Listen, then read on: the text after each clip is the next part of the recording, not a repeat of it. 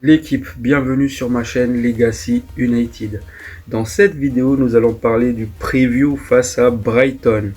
Pour rappel, Brighton est 10e au classement avec 31 points. Et que nous, Manchester United, on est 13e avec 26 points. Donc, il faut prendre des points aujourd'hui. Cependant, il ne faut pas oublier non plus que nos derniers matchs face à Brighton, ça reste des défaites. Maintenant, ça fait plus de 2 ans que Manchester United a du mal avec cette équipe. Donc, c'est un match qui s'annonce compliqué. Donc, dans cette vidéo, comme je l'ai dit, on va parler des interviews, différents interviews dans Amorim. Et nous allons décortiquer l'équipe. Sur ce, abonnez-vous, un petit like, un petit commentaire, ça fait toujours plaisir. Bon visionnage à vous les amis.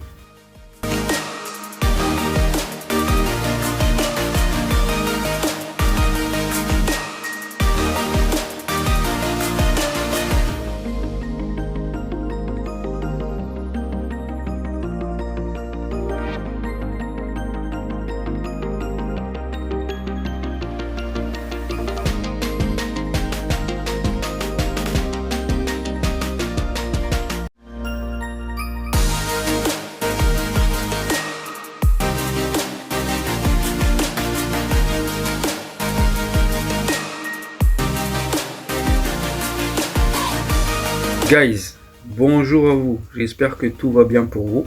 Pour ce qui est de ma part, je vais bien.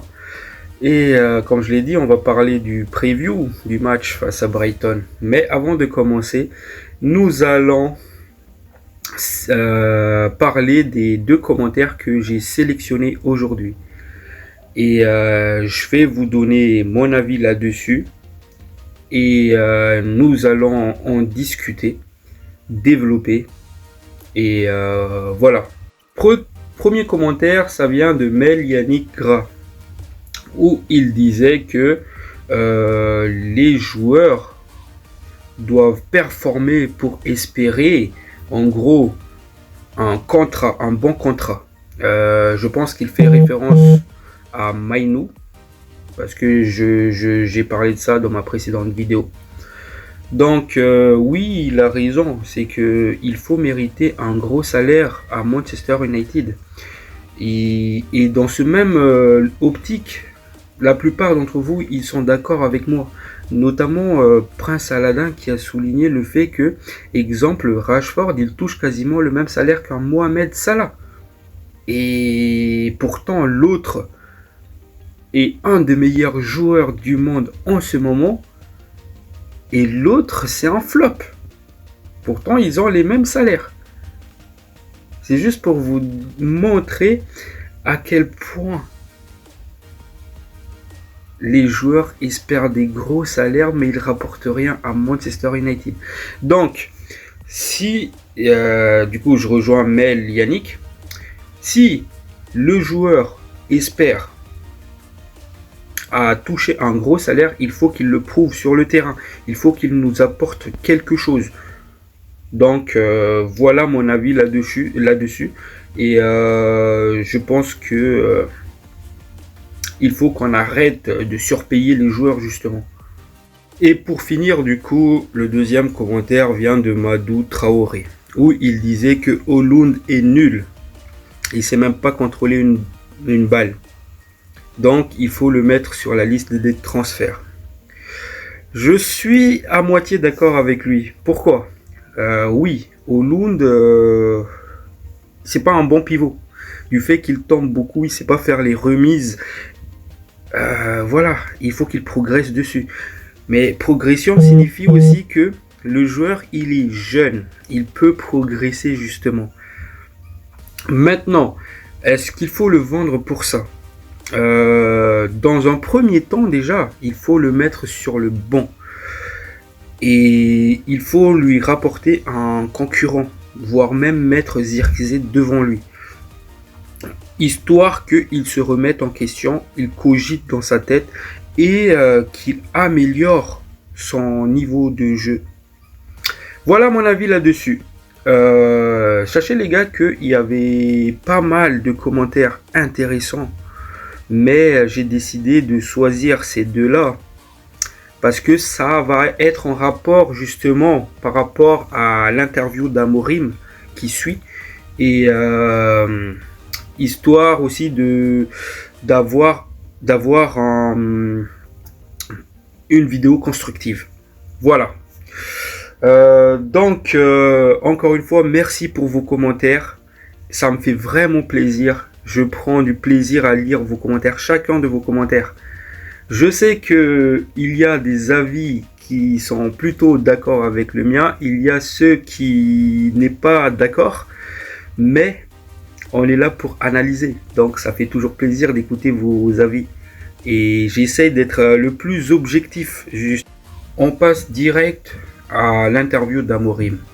Le premier interview, ça consiste le fait que nous sommes une équipe de transition actuellement. Donc Amorim, dans cette interview, il disait que Manchester United était une équipe de transition par le passé. On a vu ça avec Mourinho, Ole, même Erik ten Hag. Et nous le sommes toujours. Nous avons du mal contre les blocs bas à se créer des occasions. Et nous devons changer cela. Pour changer cela, nous avons besoin d'entraînement. Voilà les paroles d'Amorim. Et je suis d'accord avec lui. Vous savez, quand tu es une équipe de transition, c'est-à-dire t'attends que l'adversaire perd la balle pour le contrer. Donc c'est un jeu direct. Donc c'est facile de se créer des occasions. Parce que l'équipe, elle explose offensivement. Il y a avec des appels de balles pour faire mal direct. Et c'était ça notre jeu depuis jusqu'à l'arrivée d'Amorim. Et là, Ruben Amorim, il impose à l'équipe un jeu de possession. Une possession dynamique. Et dans ce jeu de possession, les joueurs, ils sont un peu perdus parce qu'ils n'ont pas l'habitude de cela. De garder la balle, de faire des attaques placées. Donc, ils ne savent pas les déplacements pour faire, notamment face au bloc bas. Parce que si une équipe laisse beaucoup d'espace, exemple Liverpool, les grosses équipes qui a la possession de balle, bah, c'est plus facile pour nous de les attaquer, même via des attaques placées. Parce que les grosses équipes, justement, ils n'ont pas l'habitude de se faire dominer. Voilà. Mais si une équipe joue bloc bas, c'est-à-dire défendre, là, on a vraiment du mal. Et la solution, une des solutions pour cela, c'est de bien tirer les coups de pied arrêtés. Et ça, on le tire très mal côté Manchester United. Que ce soit offensivement ou défendre sur les coups de pied arrêtés défensivement. On le fait ultra mal. Il faut qu'on s'améliore dessus, c'est-à-dire sur les coups de pied arrêtés pour trouver les partenaires qui vont mettre le but. Exemple, Arsenal, ils excellent dedans. Et une autre solution à cela, c'est que les pistons, il doit centrer et que les attaquants, ils doivent présents dans la zone pour récupérer la balle. Et ça, on commence à le faire, c'est là. On commence à le voir dans les matchs. Donc voilà, encore une fois, il faut du temps d'entraînement.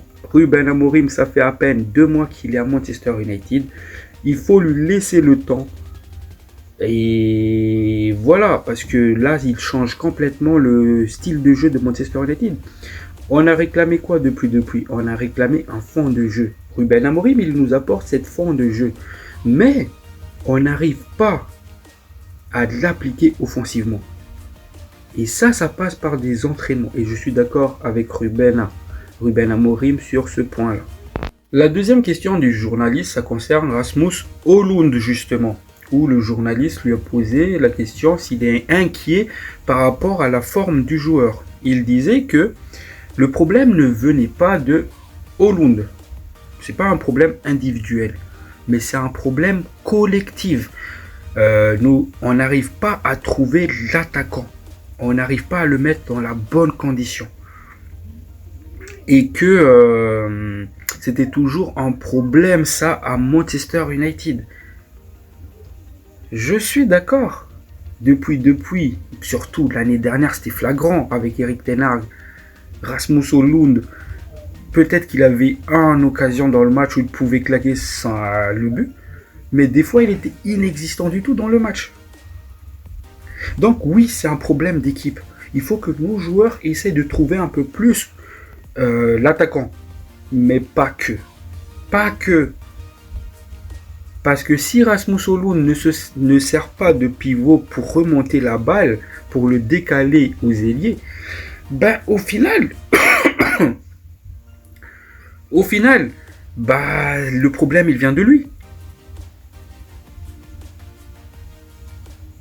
Alors que on le voit très bien quand c'est Zirkzee qui est dans ce positionnement-là, le jeu il est beaucoup plus fluide.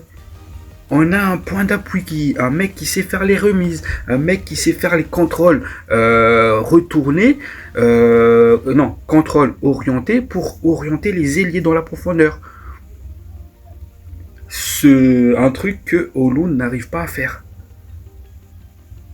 Donc, au jour d'aujourd'hui, Zirkzee doit passer devant Højlund. Parce que dans un premier temps, dans une équipe, il faut être bon déjà en tant que pivot pour orienter le jeu. Et après, il faut être bon dans la surface de réparation. Parce que le jeu, il part de derrière. Parce que Ruben Amorim, il veut créer un jeu collectif. Sortir des ballons proprement. Et pour sortir ces ballons proprement, il faut un neuf qui est capable de se servir d'être un pivot pour l'équipe.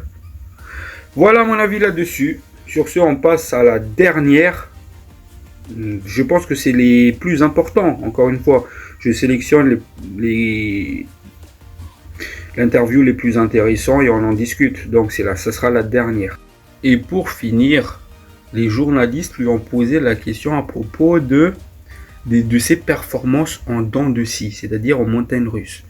Ruben Amorim répond du coup qu'il faut s'attendre à ça cette saison. On va avoir des hauts et des bas et il préfère être honnête dès le début avec nous. Parce que pour améliorer ça, il disait, c'est qu'il faut du temps d'entraînement. Encore une fois, il insiste là-dessus. Et que on n'a pas assez de temps d'entraînement pour améliorer ce niveau de performance. Évidemment, on a vu ces performances-là, c'est qu'on a fait des performances XXL face à Arsenal, face à Liverpool. Après, dégueulasse face à Southampton. Donc voilà, ça va passer par des entraînements, il disait. Et on espère vraiment que ça va se régler. Et déjà, comme je l'ai dit, cette saison, l'objectif c'est de gagner au moins l'Europa League, qui va nous garantir une place en Ligue des Champions. Et être dans les 10 premiers en Première Ligue. C'est clairement ça mon objectif de la saison. Et après, il va avoir sa prépa d'avant-saison de 2 mois, où il va ajuster, il va avoir beaucoup d'entraînement pour ajuster au maximum l'effectif. Et il faut que la direction soit performante dessus. Il faut qu'il ramène assez tôt les joueurs pour qu'ils puissent partir en préparation d'avant-saison avec Ruben Amorim. Et voilà. Voilà les amis. Donc on va direct parler du match, ce que j'attends du match. Et donc voilà. Donc il faut savoir une chose. Jeudi, on a eu le match face aux Saints. Et là, du coup, on est dimanche. 3 jours plus tard. Donc, l'équipe n'a pas eu beaucoup de temps d'entraînement. Ils ont eu qu'une seule séance, voire 2. Donc, ce que j'attends dans ce match-là, dans un premier temps, c'est que on s'améliore sur les coups de pied arrêtés. On s'est encore pris un but sur coup de pied arrêté face aux Saints. Certes, c'était un contre son camp, mais il faut s'améliorer là-dessus. Évidemment, c'est des ajustements. Amorim, il l'a déjà souligné, ça c'est que des ajustements. Mais il faut s'améliorer là-dessus. Que ce soit offensivement, que ce soit défensivement. Parce que offensivement, ça crée aussi des dangers pour l'adversaire. Donc il faut bien les tirer. Je veux qu'on soit juste techniquement. Je veux qu'on gagne nos duels au milieu du terrain. Parce que ce qui s'est passé face au Saints, c'est inadmissible. Et si on remet ça face à Brighton, on le perd. Là, je peux vous garantir, on repère ce match-là. Donc, il faut gagner les duels au milieu du terrain. Il faut être technique. Il faut être juste aussi techniquement. Il faut des passes qui cassent des lignes. Il faut des passes en profondeur. Il faut des appels de balles. S'il vous plaît, des appels de balles. Il faut aussi des centres pour servir les attaquants. Donc, je compte sur nos deux pistons. Mais il faut surtout les presser. Il ne faut pas les laisser jouer. C'est ce qu'on avait fait face à... On avait fait ça face aux Saints. On les a laissés jouer. Et du coup, ils se sont même s'amusés à nous presser haute pour nous désorganiser et ils ont tout gagné. Quand l'adversaire nous presse haut, il faut être juste techniquement pour s'en sortir. Parce que s'il nous presse haut, ça veut dire qu'il laisse beaucoup d'espace derrière eux. Donc voilà, il y a ce genre de détails à corriger. Et encore une fois, je vous rappelle, hein, Brighton, ça reste un adversaire qui est compliqué pour nous à jouer. On a quasi perdu les derniers matchs qu'on a eu contre eux. Mais là, on est à domicile, on est dans une mauvaise passe. Il faut ces 3 points-là, par n'importe quelle manière. Et pour avoir ces 3 points-là, il faut les presser, il faut les gêner, il faut gagner les duels au milieu du terrain. Voilà ce que j'en pense. Les joueurs qui sont absents du match, il y a Evans, Lindelof encore, Luke Shaw, Mason Mount. Du coup, eux, ils sont blessés. Et potentiellement Marcus Rashford. Parce que depuis Manchester City, Rashford, il est quasiment jamais sur les feuilles de match. Voilà. Du coup, l'équipe que je vois débuter ce match-là, Zirkzee en 9. Amad Diallo Fernandez en 10. Diogo Dalot piston gauche. Mainou Ugarte au milieu. Mazraoui à droite. Maguire, De Ligt et Lisandro Martinez en défense. Puis Onana en gardien de but. Donc voilà. Focus sur Ugarte. Qui est vraiment monstrueux. J'ai même pas les mots pour le décrire. C'est un gars qui fait beaucoup de récupération. Et d'ailleurs, les gars. Il est bon dans ses passes. Il commence à être bon dans ses passes-là. Et Ugarte, ça devient vraiment un joueur indiscutable à Manchester United. Un joueur que j'observe aussi particulièrement pendant le match, ça sera Diogo Dalot. Parce qu'il a lâché l'équipe face à Arsenal. Donc j'ai envie de voir comment il va réagir face à cela. Est-ce qu'il va faire une masterclass ou bien est-ce qu'il va faire son CR7 Prime? Donc voilà. Mon pronostic du match. Ça reste compliqué les gars. Dernièrement, on n'arrive pas à chercher la victoire face à Brighton. Mais quelque chose me dit au fond de moi que nous allons les battre. Peut-être que c'est le cœur du fan qui parle. Mais j'ai cette pressentiment-là que nous allons les battre. Je vois 1-0. Je vois 1-0. Et il faut aussi faire gaffe à Mitoma. Les ailiers de Brighton, les deux. Il faut faire gaffe à eux. Donc 1-0 pour Manchester United. Et rappelez-vous, hein, c'est rare que je me trompe. Face à City, j'avais pressenti une victoire, on l'a fait. Face à Arsenal, c'est là où je me suis trompé parce que j'ai vu une victoire. 2-1 pour Manchester United, on l'a perdu. Face à Liverpool, j'ai vu le match nul. Donc c'est rare que je me trompe. Hein. Je sais pas pourquoi j'ai ce pressentiment là en fait. Voilà les gars. J'espère que ça vous a plu.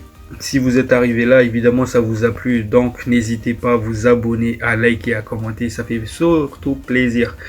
Donc voilà. N'hésitez pas à me donner vos avis en commentaire. Sur ce, prenez soin de vous. Ciao ciao.